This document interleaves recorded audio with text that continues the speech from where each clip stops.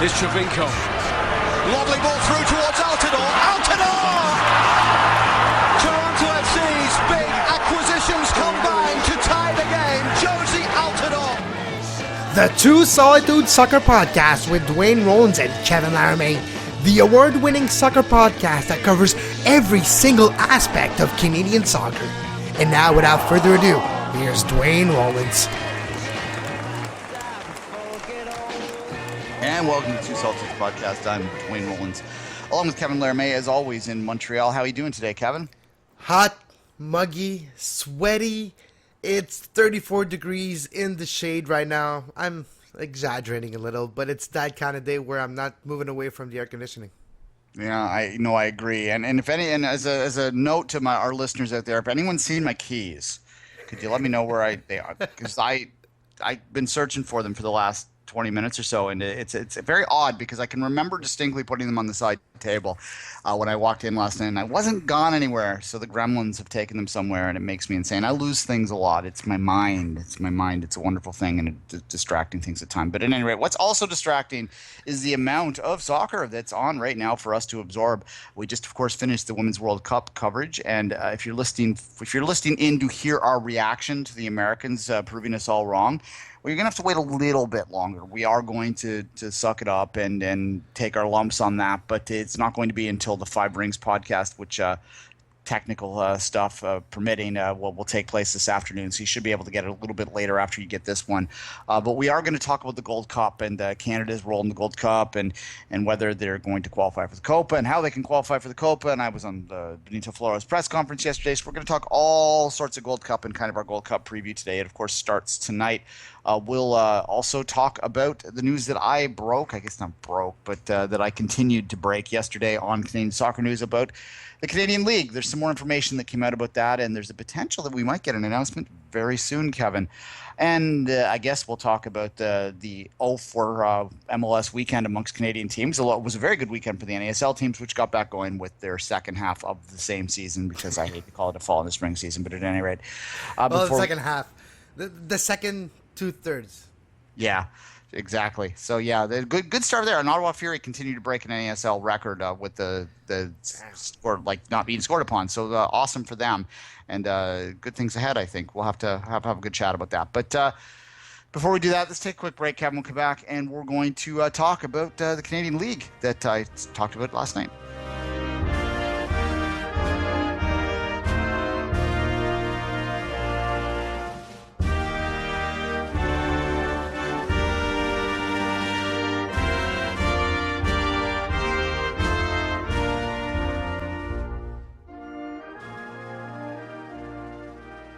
And welcome back.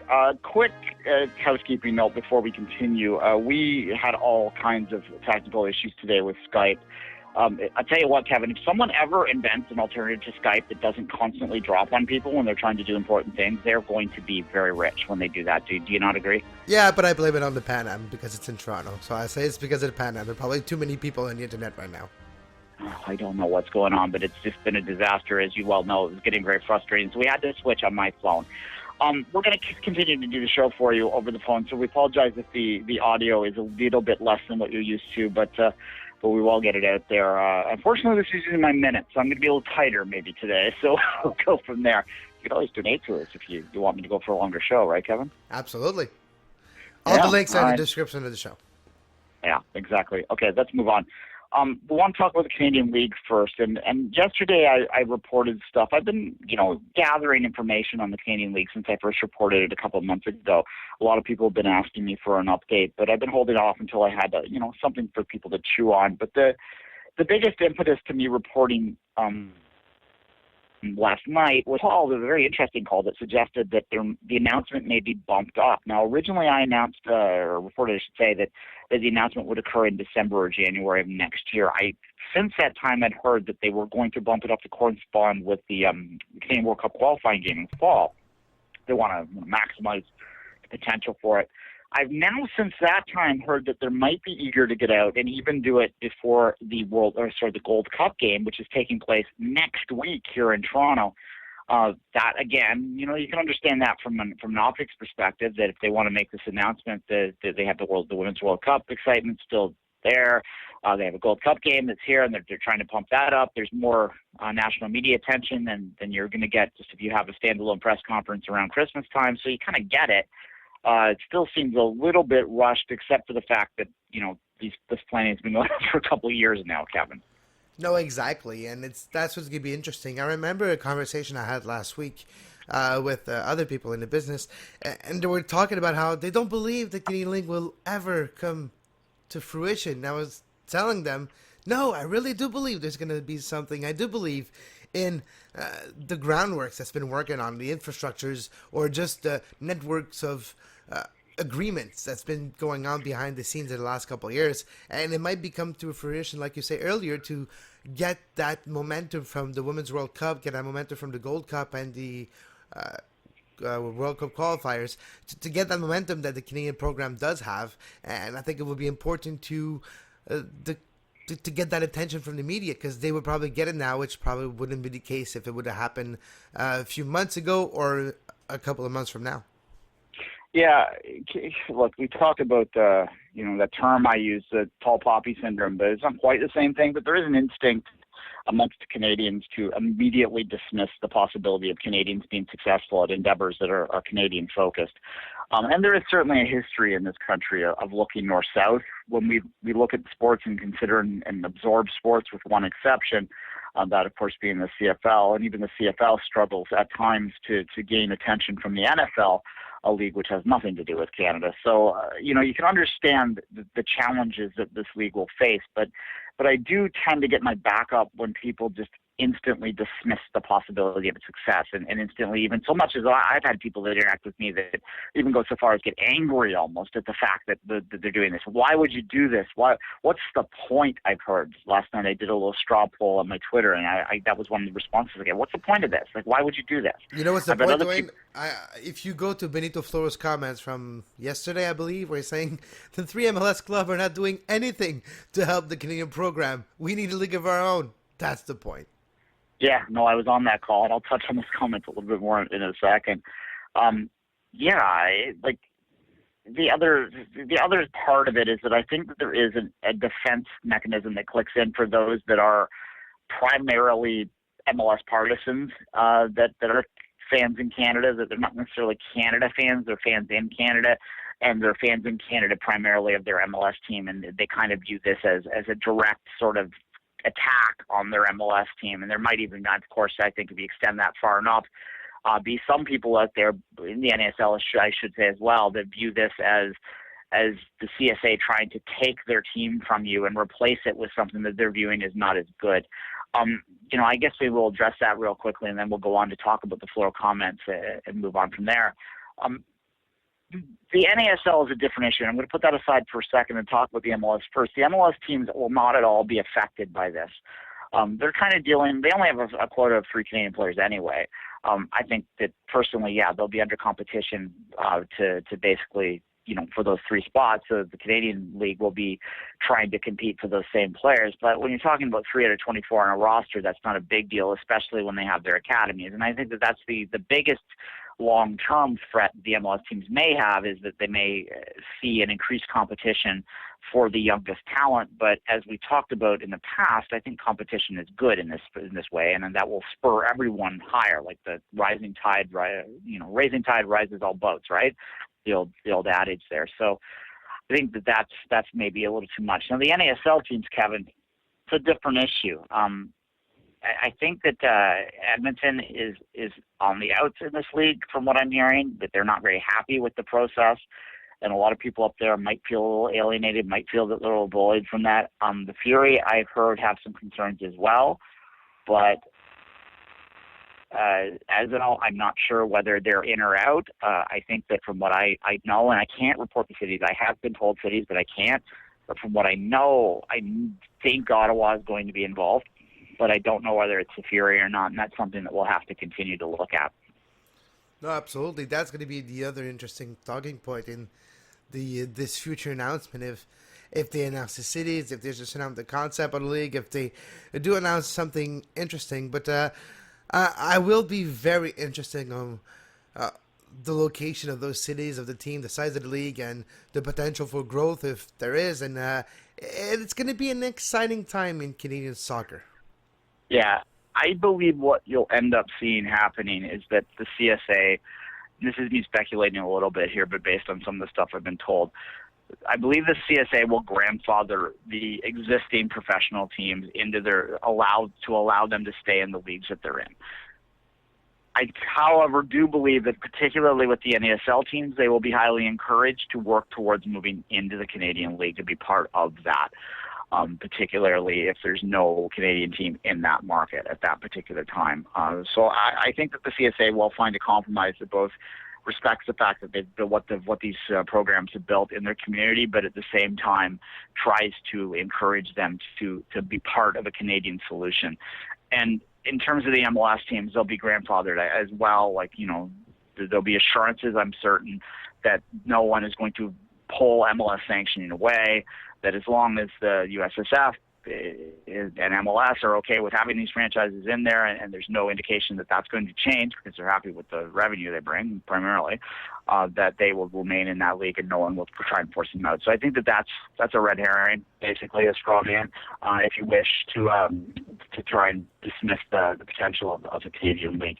You mentioned Floro's comments. They were kind of, it's funny, they came at the end of a Floro press conference is an interesting thing. We're going to talk a bit more about that in the Gold Cup thing. Benito Floro is a very intelligent man. You can tell that, and he has a lot to say about the game. However, English is about his fourth language. So when you're on a phone call with him, there's a lot of scratches on the line because of the technology involved. It's very difficult to hear him. I have the raw audio of the press conference. I could release it, but it would be essentially me releasing static out into the world. It's almost pointless to listen to. He did drop two bombshells right at the end, and the reason we understand them a little bit more than others is because the interpreter said carefully said what he said, and it was like almost on purpose. There's a lot of references to the league in the press conference, which was supposed to be about the Gold Cup, and I think that was on purpose too, to try and drop these hints in. But at one point he was asked sort of about what MLS was doing, and he said, "I consider MLS a foreign league," which is startling because a lot of the rhetoric, particularly in the United States lately, has been to, try and play up this idea that it's our domestic League One and there's two countries involved. Of course, that gets betrayed when they sometimes let it slip what they really think through their, social media and stuff. Yeah, exactly. And then they have to be reminded of it, and then they get all guilty and they overcompensate. That's kind of what's his way. And then he went on to say even more startling thing is that it sometimes feels like we're working for the benefit of the American team. That is something that nobody at the Canadian game has ever said before, that bluntly, but it's something that is said behind the scenes all the time. Well, I think you took a look at Toronto and Bradley and Altidore and probably realized that very quickly. Yeah, and again, that speaks to this idea of MLS partisanship versus Canadian development. And, speaking with putting both hats on at the same time, I understand from a Toronto perspective how it's nice to have those guys of those quality in this town, and how, you look at a guy like Michael Bradley who's embraced the city and lives here year round. His youngest child was born in Toronto. He's a Canadian. So, you can understand how, as a Torontonian, as a TFC fan, one will appreciate that, but it doesn't do anything for Canadian development, and that's always been my argument. It's fine to have MLS partisanship, and I think that the benefit that MLS has brought to Canada is to increase the visibility of the sport. As I said actually, I'm not sure if I said that in the preamble because we recorded 50 things today, but I do think that that's what it's most brought to the fold. But in terms of helping Canadians, the fact that there's only 3 protected roster spots on each team, you just can't make an argument that that's helpful to the Canadian national team. Yeah, absolutely. But when the league will come to fruition, when the announcement comes to fruition, and the size of the quota will be interesting too, to see the amount of Canadian content those teams in that league will produce. That's going to be very interesting. Yeah, and I was... some details that are on the CSN story. If you haven't read it already, you can read it at CNSoccerNews.com on the 24th Minute blog. 70% is the number that I've been given as what the goal of the quota is. Now, that is subject to changing. It could go down a little bit. It could go up a little bit. But by and large, the point with that is that they're committed to having a significant significantly plus 50% quota for the Canadian players. There's no point taking this kind of risk unless you are primarily a Canadian league. Now, I think that let's take the 70% at face value for now and look at that. It still does leave 30% there to fill out roster spots, to bring in some guys from overseas, from the United States. I think a lot would come in from the United States, to be honest, to benefit the players. Because I don't think anyone, that even the most extreme protectionist, which I sometimes am viewed as one of the more extreme ones out there, does not argue for 100% quota, because that, you want to have some influences from outside your own country. You want to have some ability for your team to, especially in the beginning, to rise up and be more competitive. Because I think the biggest important thing for the league to do off the top is to make sure that the quality is there to be somewhat competitive with the NASL sides anyway, and maybe to not embarrass themselves up against an MLS side, because that would destroy the credibility if that were to happen. No, yeah, absolutely, and that would be still good, but like you say, it leaves room for not a whole starting squad, but maybe 4 or 5 starting players that could be foreign, that could be good to the team, but it still leaves a lot of position for Canadian players to learn from outside influence and maybe elevate their game. Would that help? And eventually the whole team, league, and the program will benefit from the outside influence too. Yeah, and you're looking at guys. Last night in the press call, Floro was asked about. There's a Mexican journalist that was on the call, probably doing a preview for the Gold Cup. So he was on the call getting information about the Canadian team. So he was asking some basic questions. And one of the things he asked about the size of the Canadian player pool. And Floro actually said that they monitor between 80 and 100 players. So that's kind of your core guys that are current professionals. You take those 80 to 100, and not all of them are going to want to come back. So you figure maybe 60 might, though.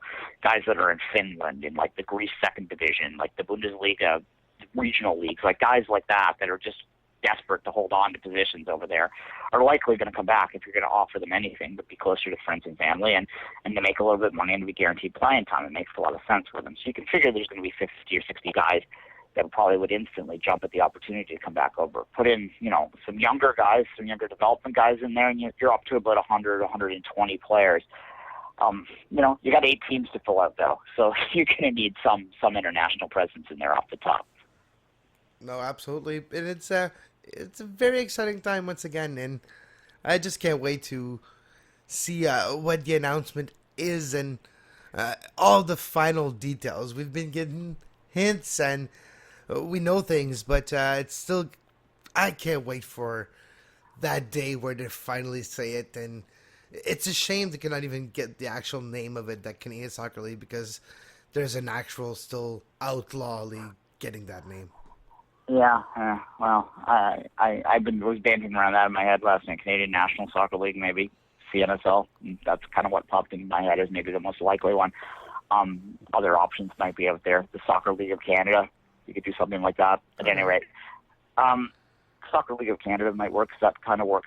I don't know, what would SLC, would that be the same acronym in French? Yeah, it would be the same in French, yeah. Yeah, so maybe that's Soccer League of Canada might be your winner right there. Ligue de Soccer du Canada. No, it would be LSC. Okay, all right. We will figure that one out. Is there an acronym we can get that works in both French and English? The impact model, we'll call it, but maybe that's how it works. More details real quick before we go. I let it slip a minute ago. The number I've been told is 8, that there's 8 teams launching. Obviously, there's a heavy CFL involvement in there, and I can't report the cities that are involved, but there's a heavy CFL involvement in there, and there's 8 teams. Do the math, folks. I can also tell you, and this is going to be a unique one that I'm going to break here on Two Solitudes, is that all of Toronto, Montreal, and Vancouver, I've been told that all will have a team. And we're not talking about Laval, Mississauga, and Surrey. We're talking about Toronto, Montreal, and Vancouver. They believe very strongly that they need to be in the biggest market, and so they'll be competing at least alongside the MLS sides there for attention. And you can argue whether that's a good thing or a bad thing. I guess maybe we could have a brief discussion about that. I think the numbers, that there's enough critical mass here in Toronto that you can get a 4,000 to 5,000 crowd out for a Canadian league, because there's just enough hardcores around here, and the Canadian national team plays here so often that I think that the support for that kind of thinking is a little stronger in Toronto than the other two cities. Well, what's your thought on Montreal? Do you think that you've seen FC Montreal struggle to get people in for free. So, what is your thought there? Depends on how they brand, how they promote, and how they go about the whole situation. Depends who they make friends with, who they go on the radio with, and there's a lot of factors involved. But I think before today, I would have said, nah, it's not going to be a second real professional team. I don't want to say real because FC Montreal is a real professional team. What I mean is a standalone outside of the Impact organization.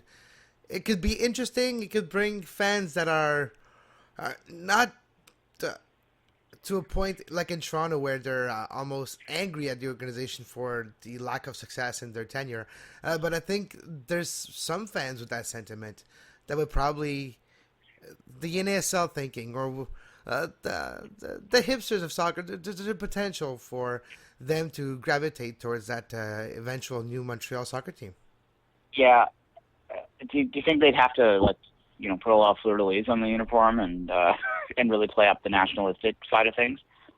Maybe it would work. Yeah, maybe they could go that way and try to go all out that way. Maybe it would work, or maybe you want to be inclusive and to not alienate some part of. I don't know how they want to go about it, but that could be an avenue that they could explore, and it's been known to work. So who knows? And like you say, if it's in Montreal proper, I doubt they do that way. But if the team is closer on the outskirts, just outside of a bridge, they might use that branding. Or maybe they'll try to go more red, white, and blue and go to the Habs type of thinking. And I don't know, it's going to be interesting to see the whole branding behind it, because that's another thing important for a professional organization.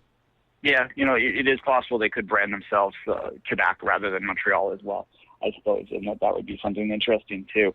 You don't necessarily have to be primarily francophone to brand yourself as Quebec, because it's, of course, there's Anglo and Anglophone presence there as well. So if you just viewed yourself as the Quebec team, that might be a way to do it. And I think that, playing up those regional differences is something that a lot of the teams in the West especially might market as well.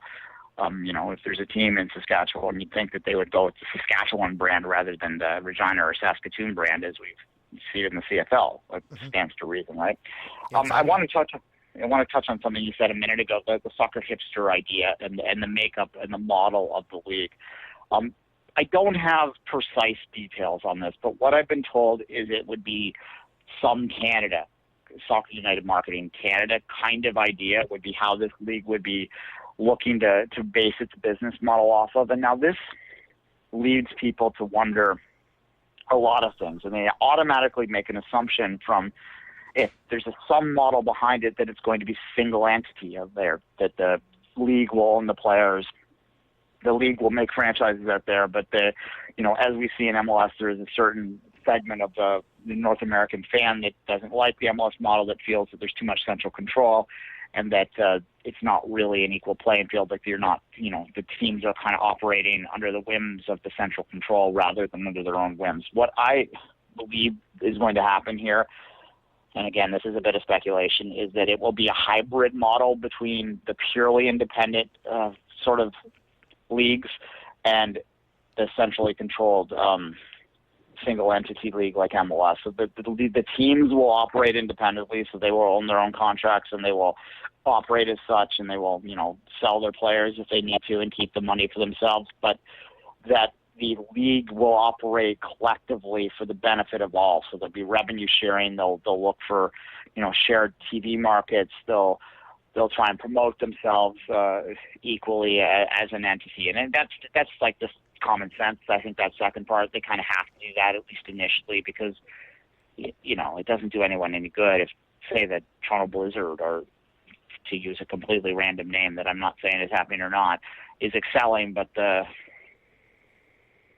Saskatchewan Soccer Club is failing. It doesn't do anyone good. You want everyone to be equally successful. No, absolutely. And if you're looking at the CFL model, that's a little bit how it works anyways. If you're looking at the Toronto Argonauts being the bottom of that pyramid of maybe Saskatchewan is on top, that actually have a certain agreement to help every team flourish. So yes, I do believe in that. Probably that model is the best if you're looking at the real markets and the real revenue possibilities, and make sure that it's a level playing field for every market that are not necessarily level. All right, and a couple of last points, and then we will move on and talk about the Gold Cup a little bit in the next segment. The budget figure I was given, and I want to stress budget rather than cap, is $3 million. I have interpreted that to mean that each team will be expected to operate with $3 million per year expenses in terms of total expenses, which would include salary. From that, you can likely guess that the salary cap, there might not be a hard salary cap. It might just be you have to work within $3 million.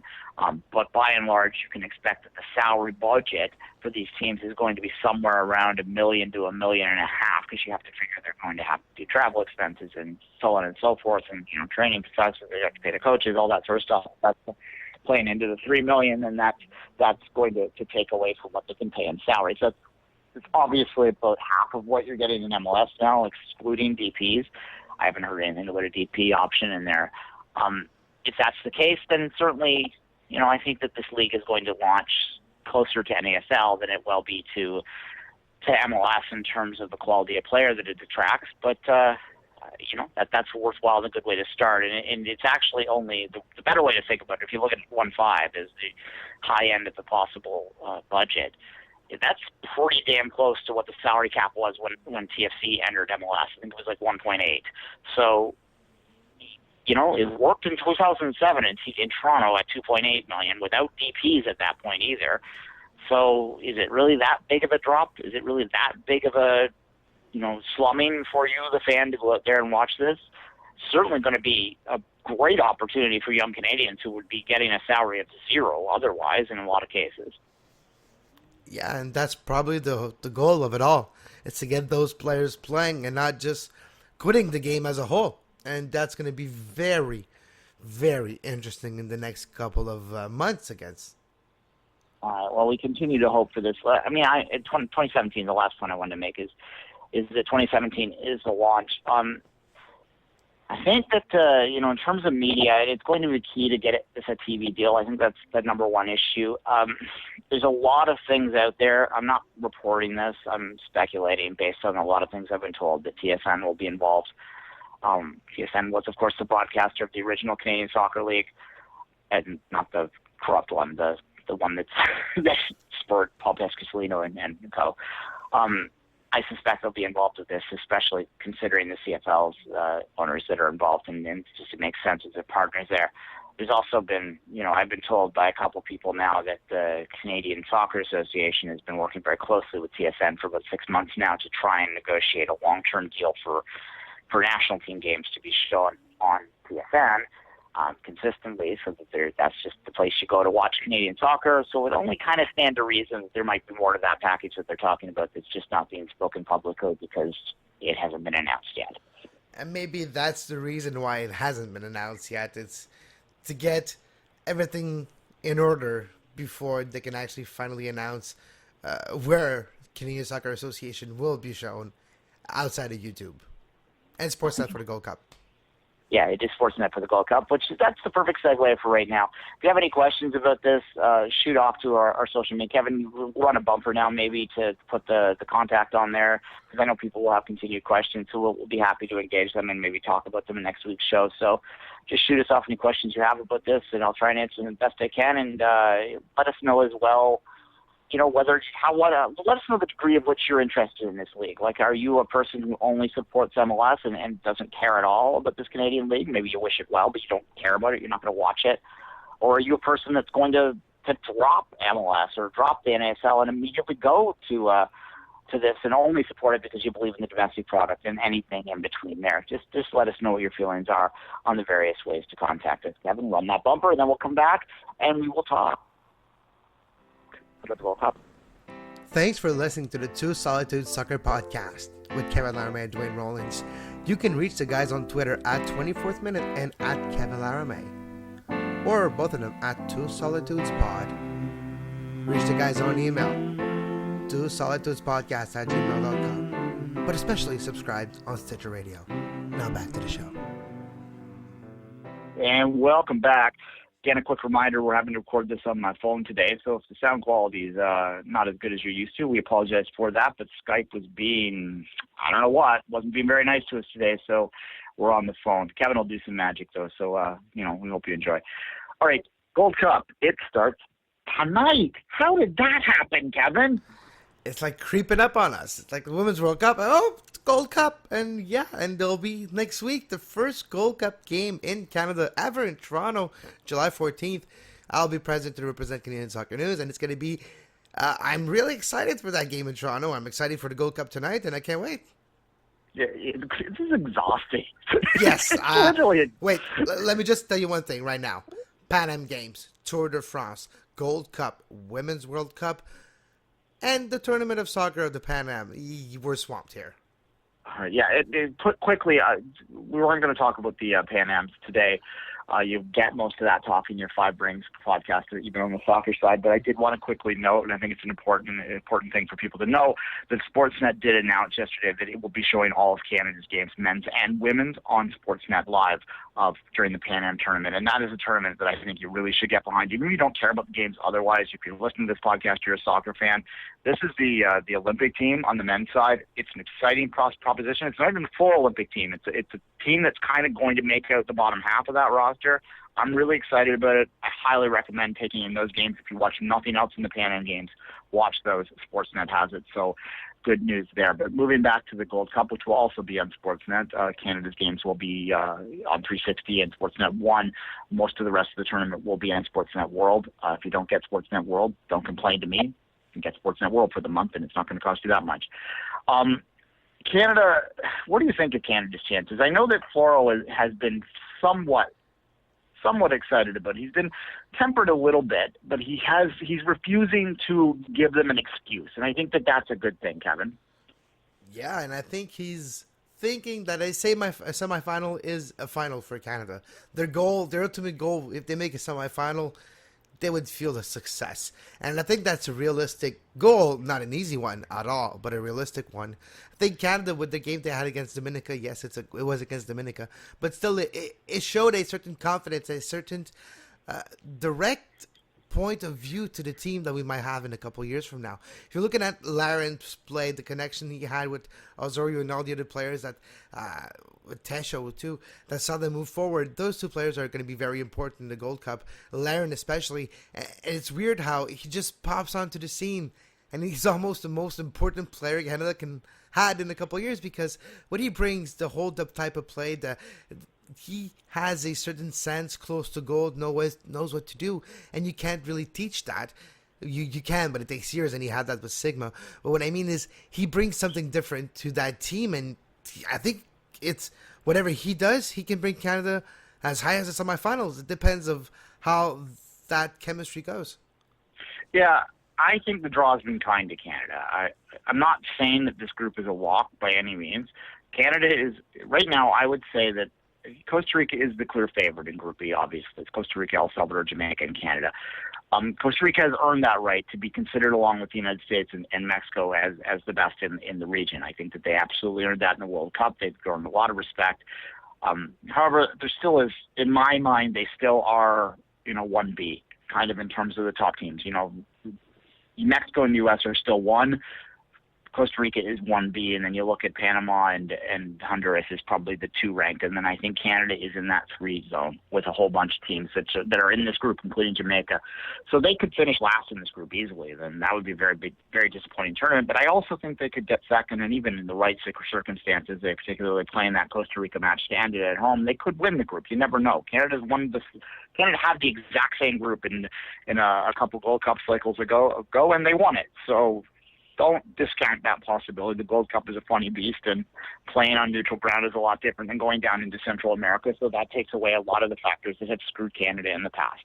And that game will take place in Canada, Duane, and that game next Tuesday, Canada, Costa Rica, in that doubleheader at BMO Fields, it's going to be, I think, the first important game for that new generation of Canadian men's national team player.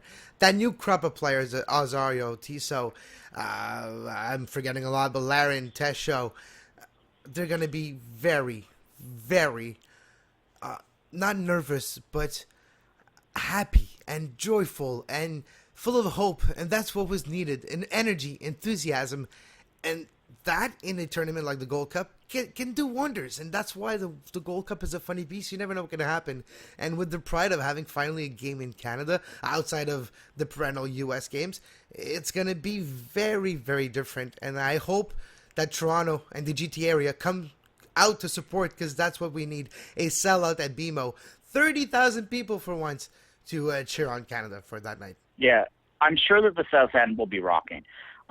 Jamie McLeod has done a wonderful job over the past few games to really establish a supporters culture in Toronto, and I know that the Voyager section will be close to sold out, if not sold out, and will be the place to be in that stadium. But you know, the supporter section isn't the only place to be in a stadium, and it's not a place for everyone in a stadium. So, you know, hopefully the clubs get behind this, and the general public, CFC fans that maybe don't come out to normal national team games, can understand that this is an important tournament. This is the final game of that tournament, and, you know, there's a lot to play for that night. So get out there for sure. You can still buy tickets on the Voyager site if you want to be in the supporter section. They are... I just bought two of them yesterday. They were $79 for two. So do the math in there with all the fees and all that in there. So, you know, there's two games. It's a doubleheader too. You get to see that game as well. So that's why they're a little bit higher priced. But it's worth it. It's a once in a life. It's the first time it's ever happened here. So get out there and support that for sure. And I'm making a pledge, Duane, today. So go ahead, Kevin. I'm making a pledge. We are accredited for the game in Toronto, and we are in the process of getting accredited. If they make it too far into the final, who knows? But if they make it to the finals, I'll be there in Philly. I'll be there to their knockout games. We make a pledge on Canadian Soccer News to follow this team and to give them the coverage they do deserve. Absolutely. You know, to get back to the specifics of it, they open tomorrow against El Salvador. That is an absolute must-win. Like, that phrase gets used too much, but if Canada is to significantly have risen up and to be a legitimate chance to get to a hex, to advance deep in this tournament, they have to beat the likes of El Salvador. The middle game against Jamaica is going to be really key as well, and a lot of people look at that as being in Houston in the humidity down there, and that's going to be a disadvantage for the Canadians. And you know, they might be right, but I say good. I'm glad that they're going to be challenged a little bit. I'm glad that they're going to be uncomfortable, because ultimately this Gold Cup, Holger Oisik said it best in 2000 after they won the Gold Cup. This is the Canadian World Cup team, not the Canadian Gold Cup team. So, you know, it's not like Europe, when the Euros are considered nearly as important as the World Cup, and in some cases even more important in some people's minds. This is ultimately all about preparing for Russian qualifying. So you want to build on that, and you want to go down. And even if they lose that game against Jamaica and Houston, if they learn what it's like to be in a humid environment, to be in an environment where they're outnumbered by fans, and they can overcome that the next time they're playing it when it really is real, then that's a win too. And then, of course, the Costa Rica game to end it, which is a nice little touch. There is an added part to this, which we're going to assume that next year's Copa is going to take place.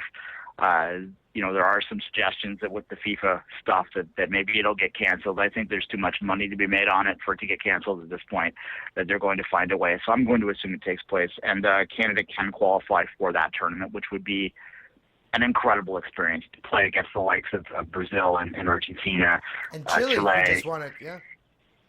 Uruguay, like the world, you know, in close to home too, where Canadians could travel in a competitive tournament, would be, you know, unspeakably remarkable and unbelievable when you consider where we were just a couple of years ago. So they have to finish in the top four of the tournament, excluding the teams that are already qualified. Those teams that are qualified already are the Caribbean champions, Jamaica.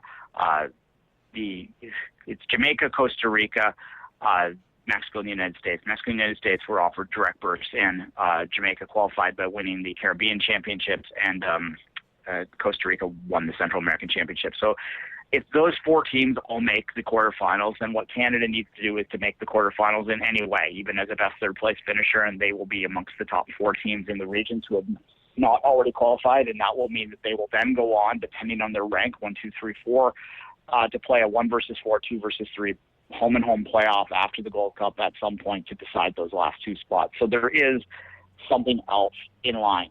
Canada can also qualify by winning the tournament, but, you know, let's not get ahead of ourselves. Yeah, let's be hopeful, but not be crazy. Yeah, and that's kind of where Flora was yesterday, too, during the press conference. He was hopeful but not crazy. He was asked by Daniel Squizzato whether he thought Canada could win the tournament, and he went, well, in football, nothing's impossible. But he kind of laughed before he said it. So it was clear that he wasn't delusional. He knew where this team stands. And, I got a lot of flack for my 1% prediction for the Canadian women. I stand by it. But I would say that the Canadian men, a little higher because the competition isn't as strong. But if you're playing Mexico and the United States in back-to-back games to win this, you're looking at about 1%, maybe a little bit higher. Let's say 5%. So I'm going to give Canada a 5% chance to win this tournament. So 95% of the chances that Canada doesn't win the Gold Cup. Yes, but I would say that the odds of them qualifying to play a home-and-home playoff against another CONCACAF team to get into the Copas next year are pretty strong, maybe 50%. And if they can do that, then I think that first off, that's going to offer another competitive environment that's great, like an amazing opportunity before it gets tight into World Cup qualifying to go down and hopefully play in a Central America team where you have to deal with the environment, you have to deal with the travel, you have to deal with all the crap you have to deal with, where you're not going to be eliminated from the World Cup. And not to discount the importance of going to Copa. I think it is important, but it's not as important as a World Cup qualifier. I think that would be really good for the development of the team to have two more competitive games. Couple housekeeping on that. I did ask the CSA yesterday when the dates were. They couldn't tell me because CONCACAF, I assume. And I also asked them whether FIFA was considering it to be a continental qualifier, which would then require club teams around the world to release the players for it. They also didn't know that. So it's very CONCACAF, but, we're going to have to deal with very CONCACAF at some point if we're ever going to get ahead of this game. I think it's in the process, but still, while in the process, it's still CONCACAF. All right. That's, let's briefly look at the rest of the lineup. I think that I'm very interested to watch this entire tournament. I think there's a lot of interesting storylines going on amongst the top 8 or so teams in CONCACAF. Mexico's kind of come back to being near the top again. The USA is, to me, has established itself as probably the best team in CONCACAF over the last decade, but Mexico wants that title back, and they're not that far behind. And I think that if you look at their recent results, it's going to be interesting. Everything's always set up in a Gold Cup or a U.S.-Mexico final because they manipulate the draw so that it's possible. And it's likely. To use my percentages again, I would say it's 75% likely that it will be a USA-Mexico final, as it generally is. Costa Rica, of course, is the wild card in this. Jamaica has looked pretty decent, although they didn't get out of the group. They looked decent in all 3 games in the Copa as an invitation team this year, so they're going to be interesting to watch. Panama, they have made a Gold Cup final very recently. They were very solid. Almost, they were seconds away from qualifying for the World Cup.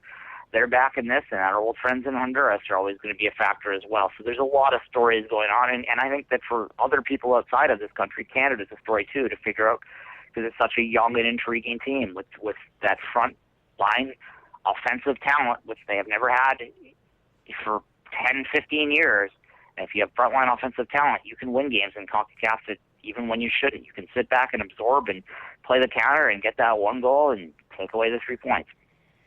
And hopefully that's what they do have in store for the Gold Cup that will start tonight. Tonight, yes, with the U.S. plays tonight. Haiti, Panama, and the U.S. And I'm escaping me who they're playing. Kevin, do you have it in front of you? No, I don't have it in front of me. So, but it does start tonight. So, Sportsnet, watch your TV, and if not, just go to CONCACAF.com for all the information about the Gold Cup. How could I forget? It's United States Honduras tonight. So there you go. Before we leave this, and we're going to come back and have a very brief Canadian review because I do have to protect my minutes at some point on this call. Predictions, Kevin. How do you see Canada doing, and who do you see winning the tournament? I see Canada making it to the quarterfinals, and then I think it's going to be very difficult to make it to the semifinal, but quarterfinal for Canada would represent a good showing, a good continuation for that World Cup qualifier team, basically almost it's the genesis of that team for the Gold Cup. And it's the goal of that team is to prepare for the World Cup. But I think a quarterfinal berth would help them achieve some preparation for the qualifiers. I think that, I'll give my Canada prediction, then I'll come back and get your overall prediction. I'm going to go one step further because I think that what's going to happen, and if you look at the draw, Canada's been really gifted with a pleasant quarterfinal opportunity. I think Canada is going to finish second in the group, that they're going to get a win against El Salvador. They're going to get 2 draws in the rest of the league and the rest of the tournament, and it's going to work out because of the way that the tiebreakers work out, that they're going to finish second. And that means that they are going to play a weaker touch in that quarterfinal. It's not going to be easy, but I think they're going to get through it, and they're going to actually make a semifinal where they lose to the United States in the semifinal. Hopefully it will not be on a terrible offside call that wasn't, so that I don't have to scream about it for years. But I think that that's how this is going to play out, and it's going to offer Canada an opportunity to qualify for Copas, where they will go in as one of the top seeds against the likes of a Panama. That's going to be a tough one. But I'm going to say it right here. Canada will be in the Copas next year. You heard it here first. Save this podcast. Canada will qualify for the Copa based on their strong performance in this Gold Cup. Strong words. Let's drop the mic. Come back for a Canadian review. No, Kevin. You have to give me your prediction overall first. Oh, true. All right. So like you say, I do expect a Mexico and U.S. final. But I do expect Mexico to climb over the U.S. this time and make the U.S. reconsider everything they've done with the team. But Mexico, I think, wants that trophy. They need to lift a trophy. It's been a while. The big team hasn't won something. I think the Americans are going to win again, but it's going to be over Costa Rica. Oh. I'm going to look at the draw there. I think Costa Rica has really stepped up in the recent years. Everything is set up. Well, this tournament makes me crazy in the way it's set up to benefit the United States and Mexico. They are the best 2 teams in the country, in the Confederation. They don't need things set up to benefit them, but they are set up to benefit them. So I think that the U.S. will find a way to win this again, as they've done the last few. And that will clinch their berth in the Confederation Cup. That's the other thing. People aren't aware that they changed the format. It used to be that the winner of this got an automatic Confederation Cup victory or entry. Now you have to play the winner of the previous Gold Cup, which was the United States. So if other country other than the United States wins this Gold Cup, they would play a home-and-home with the U.S. to decide the Confederation berth. So that would be awesome if Canada could do that. We'd have both. Well, we would make the automatic Copa and we would play the Americans at home-and-home, and that would be a lot of fun. Can you imagine Canada being in the Confederation Cup, in the Gold Cup final, and the Copa America, but still cannot qualify for the actual World Cup? I can't imagine that because I've seen Canada in the Confederation Cup and they didn't qualify for that World Cup. All right, let's come back to the game review now. The Canadian review on the Two Solitudes Soccer Podcast.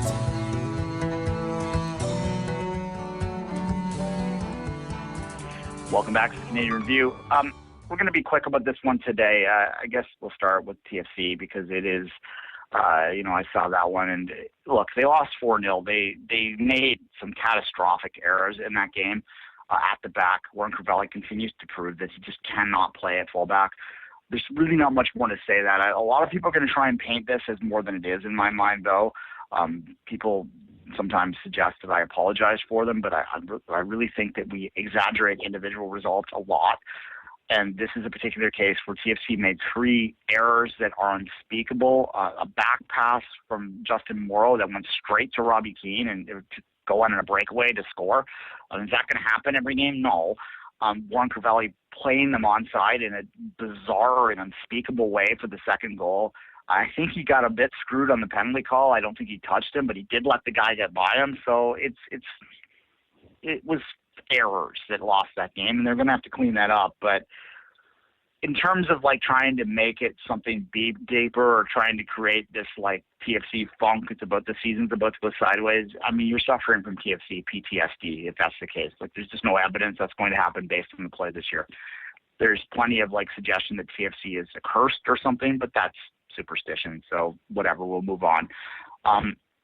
Colorado 2-1 over the Whitecaps. I think that that's a case of a team that was flying pretty high on a road trip and got a lot of points off this, just letting down a little bit emotionally, knowing that the trip was over.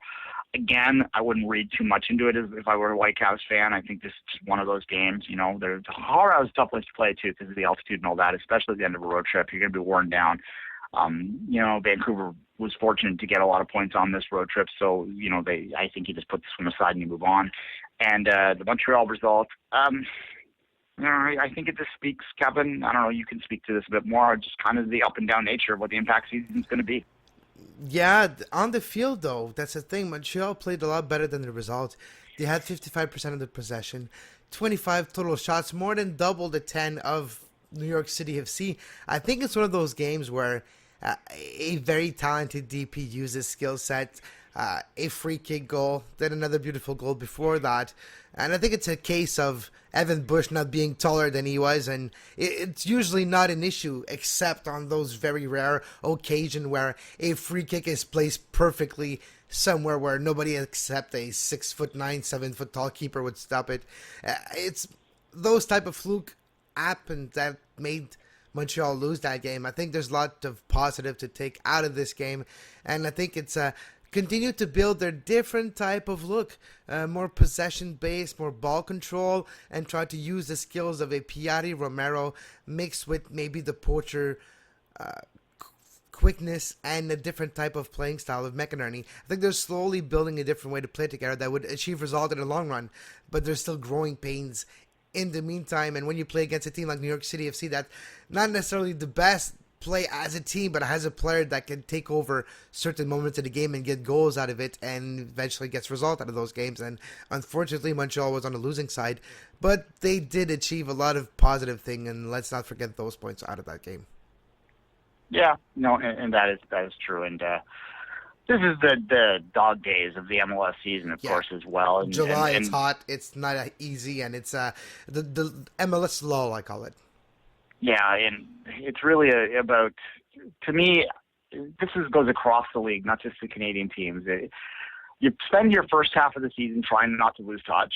You spend your middle half of the season just trying to stay healthy and prepare yourself to set up for the last half of the season, because MLS is a sprint to the end. It's like a 1,500-meter race when like the pack kind of bunches up, and then whoever has the best legs and the best horses will go down the home stretch to take the gold medal at the end. That's really the way the league's set up for the kicks at the end rather than the marathon runners throughout.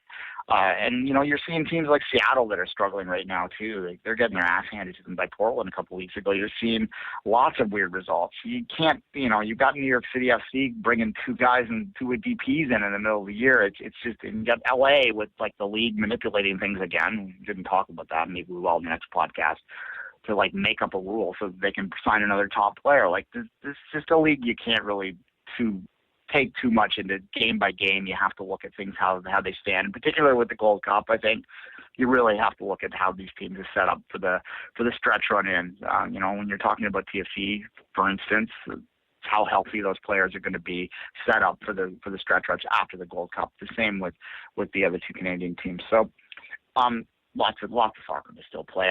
Let's move to the NASL. And look, a great result right now, a great string of results for the Ottawa Fury, which deserve, I think, a lot more of attention. They're doing something quite remarkable. Now, we kind of downplayed it a bit at the end of the year because they had so many 0-0 draws, but they have not allowed a goal, Kevin, since May 2nd. Over 600 minutes, if I'm not mistaken, right? It was 5:26 before the game yesterday. They lost. Yeah, and they lost to the New York Cosmos 1-0 on May the 2nd. And then since that time, a 0-0 draw with the Tampa Bay Rowdies, a 1-0 win over the Indy 11, a 0-0 draw with FC Edmonton, a 0-0 draw with Jacksonville, and a 0-0 draw with San Antonio to end the spring season. And then they launched their fall season, with a 2-0 win over Jacksonville. So that is a remarkable run, which, unfortunately they didn't get a lot of three-point games in there. But they are sort of positioned, if you can continue to play that solidly defensively, you've got to think that they have to be a factor to try and drag themselves up into that overall top four, which right now, if you look at the standings, they are only 3 points back of and playing very well. They need to get more wins, obviously. They need to find more scoring. They only have 5 goals for on the entire year in 10 games, 5 goals for, 8 against. So that's crazy. So that's obviously, if they can fix that, though, they have the lowest amount of goals allowed in the league. So you gotta like that. The back line of Ottawa really surprised me. One player, Duane in particular. If you're looking at Rafael Alves, the Brazilian midfield defender, really was one of the standout when I was watching their last preseason game earlier this year in Montreal against FC Montreal. That defender for Ottawa was really impressive to me, and he has consistent minutes, and he's consistent. One of the solid piece of that back line that results of getting over 600 minutes of shutout streak. Yeah, and that's remarkable. I mean, I remember, to go the other way, I distinctly remember sitting through TFC's 800-plus minute scoreless streak and how long that was and how discouraging that was. To have it the other way around would be, it'd be amazing to watch that. Like, that's a long time. May the 2nd, like, in terms of pure calendar time. We're in July, Kevin. That's almost into April since they last allowed. That is significant. FC Edmonton struggled a lot in the first half of the season, of course, and but they did get a good start to the second half. They, as much as they've struggled, as with Ottawa, they didn't drop out of things, and they got a 4-0 win against San Antonio, who's really struggling right now, but a 4-0 win against San Antonio to start the fall season. So they are a little bit further back, but they're still in there with a shout to try and get into that top 4 position. They're just a point back of Ottawa right now, so 5. Let me just double check that out before I don't want to quote wrong, but they certainly are positioned. I think that if they can turn things around and sort of tighten things up, which was supposed to be their strength, then they can get back into the mix. And where are you? FC Edmonton, 9 points, so they're actually just 5 points back of the final playoff spot right now. The standings, real quick, the Cosmos won the first half of the season, so they clinched a postseason berth. But they continue to lead overall with 20, Tampa Bay 19, and then it gets tight. Carolina 14, Minnesota 14, Indy 13. Nice turnaround there for the Indy 11. Jacksonville 12, the expansion team holding tough. San Antonio 12, but they're dropping like a rock. Fort Lauderdale 11, Ottawa 11, Edmonton 9, and the Atlanta Silverbacks are at the bottom with 8. So tight league. Yep, absolutely, and it's going to be at least they have a shot, and it's not that much of a stretch for both Canadian teams to have the goal of making the postseason. It's not that far away. There's a little gap, but it's not a 20-point gap. It's a very surmountable gap. Yeah, particularly if the Ottawa Fury, here I'm going to make a bold prediction in the podcast, Kevin. If the Ottawa Fury do not allow another goal all year, they will win the NASL championship. There's my bold proclamation. There you go. All right, let's take a break. Let's take a long break and say goodbye. We're going to fix our technical issues out, get back tomorrow with our 5 rings Pan Am preview. Well, maybe we'll figure it. We'll let you know on Twitter, but we're going to have to fix our technical issues out. Kevin's got to go golfing, but we'll get it out to you, and we'll talk about the fact that U.S. women won the World Cup as well on that show. But until then, this time, Kevin? Until then, look at the Gold Cup. Pan Am Soccer Tournament starts as well. A lot of soccer to watch, so have a great soccer.